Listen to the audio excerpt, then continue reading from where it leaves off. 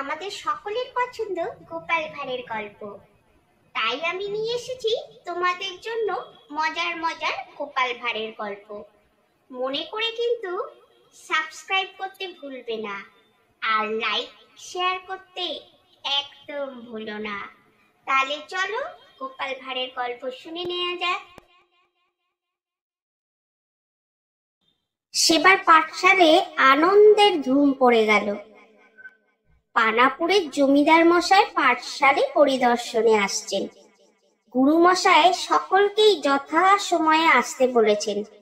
এমনকি প্রত্যেক ছেলের বাড়ি গিয়েও ওদের বাবা মাদের বলে এসেছেন যে কাল সকালে যেন সবাই পাঠশালে আসেন। পড়ুয়াদের সঙ্গে অভিভাবকদের দেখলে জমিদার মশাই খুব খুশি হবেন। গাংনাপুরের জমিদার এই পাঠশালার খবর শুনেছেন।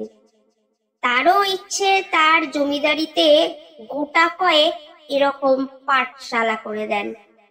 তো সেই জমিদারের সঙ্গে এক সাহেবও এসেছেন। ছেলেরা খুব সকালেই পাঠশালে চলে এসেছে। খাড়ে কাঁচা জামা কাপড় পরে এসেছে। সব ছেলেদের বাবা মা আসতে পারেনি।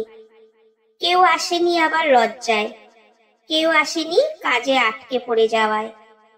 তবে দু চারজন এসেছেন। গুরু মশাইও আজ বেশ সাজুগুজু করে এসেছেন। গুরু মশাই চোখে মুখে খুশির ছবি। অন্য দিনের মতো গুরু মশাইকে আজ ভয় ভয় করছে না। গুরু মশাই জানেন ছেলেরা সবকিছু ঠিকঠাক বলতে পারলে জমিদার মশাই খুব খুশি হবেন এবং ফিরে যাওয়ার সময় মোটা অঙ্কের পার্বণী দিয়ে যাবেন। বলবেন এই অর্থ দিয়ে পাঠশালের উন্নতি করো। কিন্তু গুরু মশাই আগে তার প্রাপ্যটা সরিয়ে নেবেন, বাকিটা পাঠশালের জন্য খরচ করবেন। জমিদার পাঠশালে প্রবেশ করা মাত্র ছেলেরা উঠে দাঁড়ালো এবং সকলে একসঙ্গে বলে উঠল, জমিদার মশাই নমস্কার।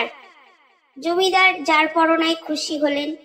এরপর তিনি সাহেবের দিকে তাকিয়ে অনুরোধ করলেন, আপনি আগে জিজ্ঞেস করুন। জিজ্ঞেস করা মানে কেমন পড়াশোনা হচ্ছে সে বিষয়ে অবহিত হওয়া। সাহেব গোপালকেই দাঁড়াতে বললেন। বলো, গোলাপ ফুলের ইংরেজি কি? গোপাল ঘামতে লাগলো। গুরু মশাই তো ইংরেজি পড়ান না। তবে গোপালকে চুপ করে থাকতে দেখে গুরু মশাই বলে উঠলেন, রোজ রোজ বলিস, আজ আর বলতে পারছিস না? ব্যাস, গোপালের ছিল দারুণ উপস্থিত বুদ্ধি। সে গুরু মশাইয়ের কথাটা ধরে নিজের বুদ্ধি খরচ করে উত্তর দিল, রোজ। ভেরি গুড, বসো, সিট ডাউন। এবারে জমিদার মশাই গোপালের প্রিয় বন্ধু নরেনকে উঠে দাঁড়াতে বললেন, বলো আমরা কি কি ডাল খাই? নরেন গড়গড় করে বলতে থাকলো, ছোলা, অরহর, মটর, মুগ, মুসুরি। জমিদার ক্ষুব্ধ হলেন, মুসুরি বলে কিছু হয় না। নরেন থেকে গুরু মশাই সকলেই এই কথা শুনে কেমন ঘাবড়ে গেল। সকলেই চুপ করে আছে দেখে জমিদার মশাই গুরু মশাইয়ের দিকে তাকিয়ে বলতে থাকলেন, আপনি বুঝি এই সব পড়ান? মুসুরি বলে কোনো শব্দ হয়? গুরু মশাই তেমনি চুপ করে থাকলেন। তখন জমিদার মশাই ভুলটা শুধরে দিলেন, শোনো, শব্দটা হবে মশারি। তারপর গুরু মশাইয়ের দিকে তাকিয়ে বললেন, এখন থেকে মশারির ডাল বলা শেখাবেন, বুঝলেন? গুরু মশাই যথারীতি সম্মতি সূচক মাথা নাড়লেন আর জমিদারের পাণ্ডিত্য সম্বন্ধে ভাবতে লাগলেন।